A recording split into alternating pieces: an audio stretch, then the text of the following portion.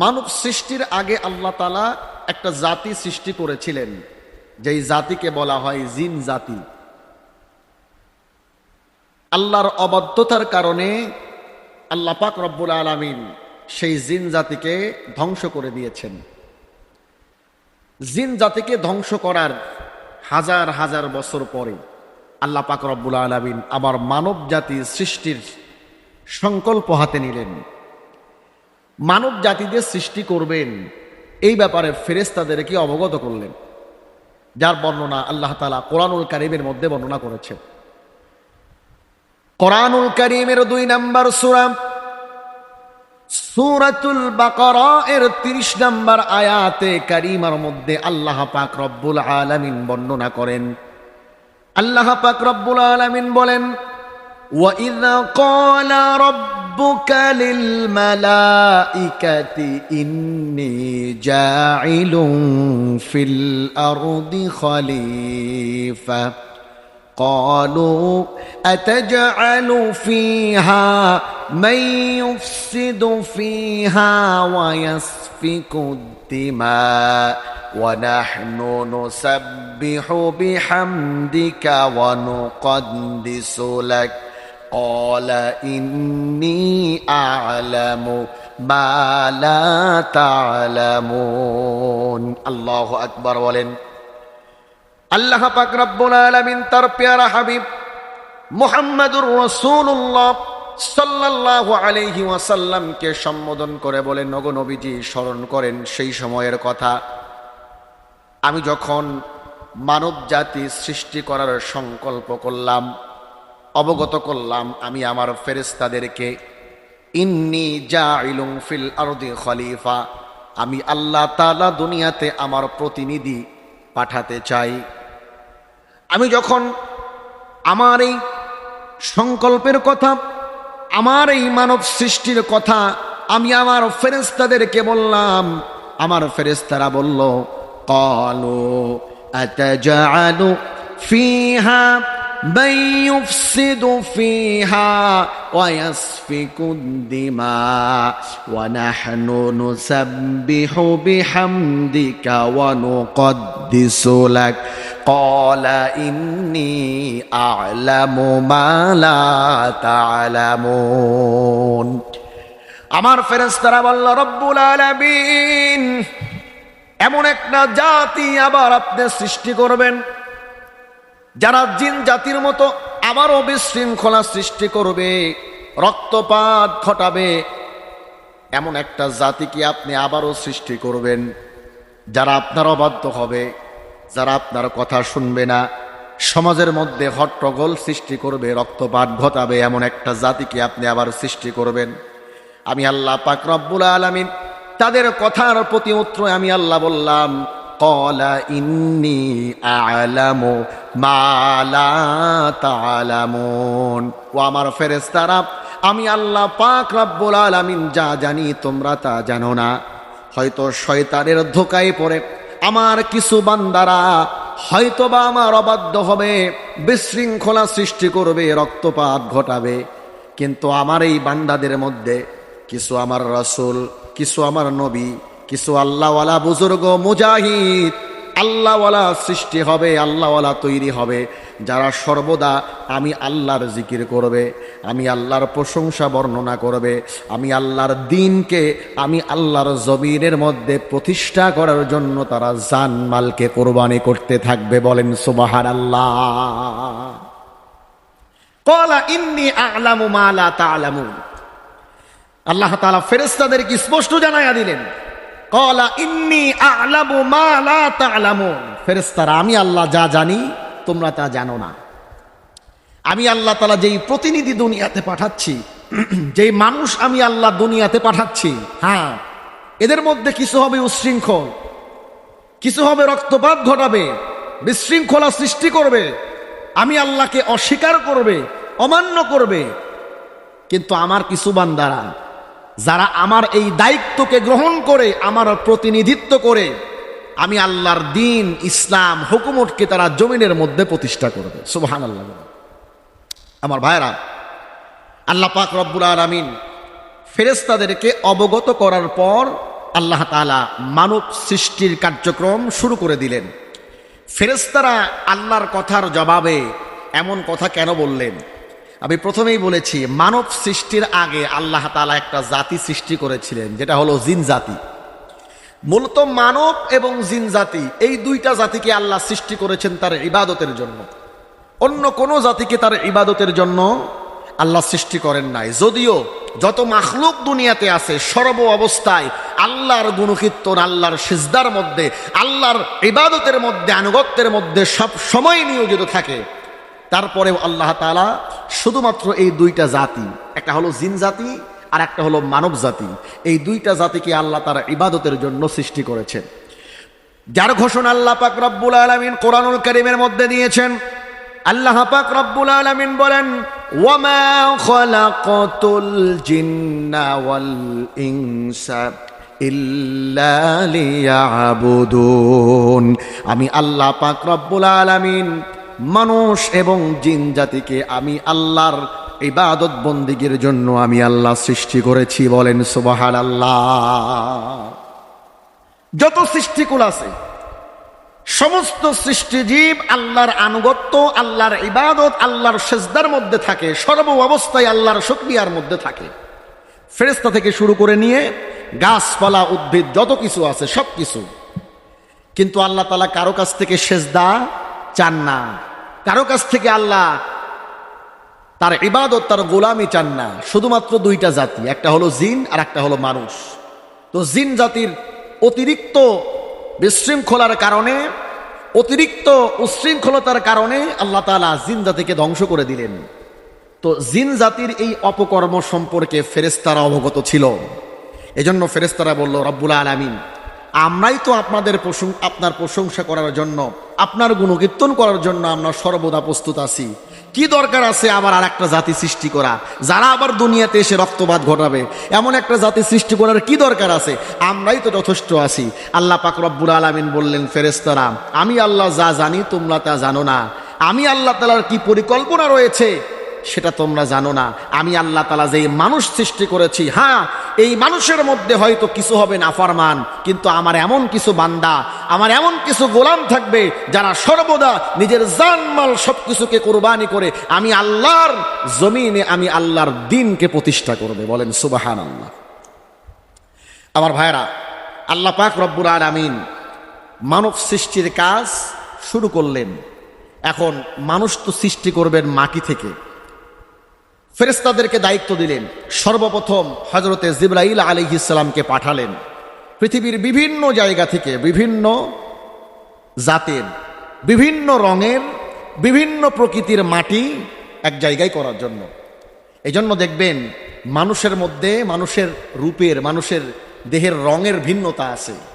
কারণ আল্লাহ পাক রব্বুল আলামিন যেই মানুষ সৃষ্টি করেছেন এক ধরনের মাটি দ্বারা না, বরং পৃথিবীর বিভিন্ন জায়গা থেকে, বিভিন্ন জাতির, বিভিন্ন রঙের, বিভিন্ন কোয়ালিটির মাটি দ্বারা আল্লাহ তাআলা আদম আলাইহিস সালামকে সৃষ্টি করেছেন। সুবহানাল্লাহ বলে। এজন্য দেখবেন আদম সন্তান যারা আছে, একজন চেহারার রং একরকম। আফ্রিকার মানুষ যারা আছে একেবারে কালো কুসকুসে, একেবারে কালো কুসকুসে। বাংলাদেশে এমন মানুষ খুঁজে পাওয়া দুষ্কর। আবার অস্ট্রেলিয়ার মানুষ যারা আছে, চীনের মানুষ যারা আছে একেবারে ধবধবে ফর্সা। আবার আমাদের বাংলাদেশের মানুষগুলো দোআঁশলা। কারণ একটা সময় এই দেশটা ছিল পাকিস্তান, ভারত, বাংলাদেশ একসঙ্গে। নানান প্রজাতির মানুষ থাকার কারণে বাংলাদেশের মানুষের চেহারার রং আবার অন্য রকম, অর্থাৎ সাদাও আছে, কালো আছে, শ্যামলাও আছে, সব রকম আছে। তো নানান রকম মাটি এক জায়গায় করে সেই নানান রকম মাটির মিশ্রণে আদম আলাইহিস সালামকে সৃষ্টি করার কারণে গোটা পৃথিবীর মধ্যে মানুষের রঙও নানান রকম হয়ে থাকে। সুবহানাল্লাহ বলে। আমার মুসলমান বন্ধুগণ, আল্লাহ পাক রব্বুল আলামিন হযরতে আদম আলাইহিস সালাতু ওয়াস সালামকে সৃষ্টি করবেন। সর্বপ্রথম জিবরাইল আলাইহিস সালামকে দায়িত্ব দিলেন, জিবরাইল যাও পৃথিবীর বিভিন্ন জায়গা থেকে বিভিন্ন কোয়ালিটির, বিভিন্ন কালারের, বিভিন্ন প্রজাতির মাটি তুমি এক জায়গায় করো। হযরতে জিবরাইল আলাইহিস সালাতু ওয়াস সালাম চলে গেলেন। মাটি যখন আনবেন, মাটি কান্না শুরু করে দিল, হাউমাউ করে কান্না করতে লাগলো। জিবরাইল আলাইহিস সালামকে ডেকে বলে, ও ভাই জিবরাইল, তুমি আমাকে নিয়ে যাবে। আল্লাহ পাক রব্বুল আলামিন আমি মাটিকে দ্বারা মানুষ সৃষ্টি করবে, এই মানুষ দুনিয়ার মধ্যে অপকর্ম করবে, যার কারণে সে জাহান্নামী হবে, আমি মাটিকে জাহান্নামের মধ্যে পুড়তে হবে। ভাই জিবরাইল, তোমার দুইটা পায়ে ধরি, তুমি আমারে নিয়ে যাবে না। আমি চাই না মানুষের নাফরমানির কারণে আমি মাটি জাহান্নামের আগুনের মধ্যে পুড়ি। আল্লাহু আকবার বলে। আমার মুসলমান বন্ধুগণ, তাফসীরের কিতাবের মধ্যে লেখা হয় হযরত জিবরাইল আলাইহিস সালাতু ওয়াস সালাম মাটির এই আহাজারি কান্নার কারণে মাটি নিয়ে যেতে পারলেন না, আল্লাহর কাছে ফিরে গেলেন। হযরতে জিবরাইল আল্লাহর কাছে গিয়ে বললেন, রব্বুল আলামিন, মাটি এমন ভাবে আহাজারি করলো, এমন ভাবে কান্নাকাটি করলো, আমি তো মাটি আনতে পারলাম না। মাটির বড় অভিযোগ, মাটি দ্বারা তাকে তৈরি করা হবে, মানুষ তৈরি করা হবে, আর এই মানুষ নাফরমানি করবে। নাফরমানির কারণে মাটিকে জাহান্নামের আগুনের মধ্যে অনন্তকাল পুড়তে হবে। মাটি চাই না তাকে দ্বারা মানুষ তৈরি করা হোক, তার আহাজারির কারণে, কান্নাকাটির কারণে আমি মাটিকে আনতে পারলাম না। আল্লাহ পাক রব্বুল আলামিন হযরতে মিকাইল আলাইহিস সালামকে পাঠিয়ে দিবেন। মিকাইল আলাইহিস সালাম মাটি আনার জন্য যাবে। মিকাইল আলাইহিস সালাম অপারগ হয়ে ফিরে আসবে। আল্লাহ তাআলা ইসরাফিল আলাইহিস সালামকে পাঠিয়ে দিলেন। ইসরাফিল আলাইহিস সালাম অপারগ হয়ে চলে আসলেন। শেষ পর্যন্ত আল্লাহ পাক রব্বুল আলামিন মালাকুল মাউতকে পাঠিয়ে দিলেন, যেই ফেরেশতাকে আমরা আজরাইল বলে চিনি। আমাদের জান কবজ করার জন্য যেই ফেরেশতা আল্লাহ তাআলা নিযুক্ত করেছেন, যার দিলের মধ্যে কোনো দয়া মায়া নাই। আল্লাহ পাক রব্বুল আলামিন হযরতে মালাকুল মাউত আজরাইলকে পাঠিয়ে দিলেন। আজরাইল যাওয়ার পর মাটির আহাজারি শুনলেন না, মাটির কান্নাকাটি শুনলেন না। পৃথিবীর বিভিন্ন প্রান্ত থেকে বিভিন্ন প্রজাতির মাটিকে এক জায়গায় করলেন। বলেন সুবহানাল্লাহ। আমার মুসলমান বন্ধুগণ, আল্লাহ পাক রব্বুল আলামিন যেই মাটি দ্বারা মানুষকে সৃষ্টি করলেন, মূলত 6টা প্রক্রিয়া জাতের মধ্য দিয়ে আল্লাহ তাআলা এই মাটিকে প্রসেস করেছেন। 6টা প্রসেসের মাধ্যমে আল্লাহ তাআলা হযরতে আদম আলাইহিস সালামকে সৃষ্টি করলেন। খুব ভালো করে বোঝার জন্য চেষ্টা করবেন। সর্বপ্রথম আল্লাহ পাক রব্বুল আলামিন হযরতে মালাকুল মাউতের মাধ্যমে যেই মাটিকে এক জায়গায় করলেন, এই মাটিটা ছিল ধুলাযুক্ত বালু মাটি। এই মাটি দিয়ে সর্বপ্রথম আল্লাহ পাক রব্বুল আলামিন কাজ শুরু করলেন। মূলত 6টা প্রক্রিয়ার মধ্য দিয়ে, প্রসেসিংয়ের মধ্য দিয়ে এই মাটিকে আল্লাহ তাআলা প্রস্তুত করলেন। সর্বপ্রথম প্রক্রিয়াজাত, সর্বপ্রথম প্রসেসিং হলো আল্লাহ তাআলা পৃথিবীর বিভিন্ন জায়গার ময়লাযুক্ত, ধুলাবালি যুক্ত মাটিগুলোকে আল্লাহ তাআলা এক জায়গায় করলেন। বলেন সুবহানাল্লাহ। যার বর্ণনা আল্লাহ পাক রব্বুল আলামিন কোরআনুল কারীমের মধ্যে দিয়েছেন। কোরআনুল কারীমের 30 নম্বর সূরা সূরাতুর রুমের 20 নম্বর আয়াতে কারীমা আল্লাহ পাক রব্বুল আলামিন বলেন, وَمِنْ آيَاتِهِ أَنْ خَلَقَكُم مِّن تُرَابٍ ثُمَّ إِذَا أَنْتُمْ بَشَرٌ تَنْتَشِرُونَ। বলেন আল্লাহু আকবার। আল্লাহ পাক রব্বুল আলামিন বলেন, আমি আল্লাহর নিদর্শনাবলীর মধ্য থেকে এটা একটা নিদর্শন, আমি আল্লাহ পাক রব্বুল আলামিন ধুলাবালি যুক্ত মাটি থেকে মানুষকে সৃষ্টি করেছি। বলেন সুবহানাল্লাহ। আমার মুসলমান বন্ধুগণ, আল্লাহ পাক রব্বুল আলামিন আদম আলাইহিস সালামকে সৃষ্টি করতে গিয়ে যেই মাটিকে প্রসেসিং করলেন, এই মাটির প্রসেসিং এর 1 নাম্বার প্রসেস হলো আল্লাহ তাআলা পৃথিবীর বিভিন্ন জায়গার ধুলা বালি যুক্ত মাটিগুলোকে এক জায়গায় করলেন।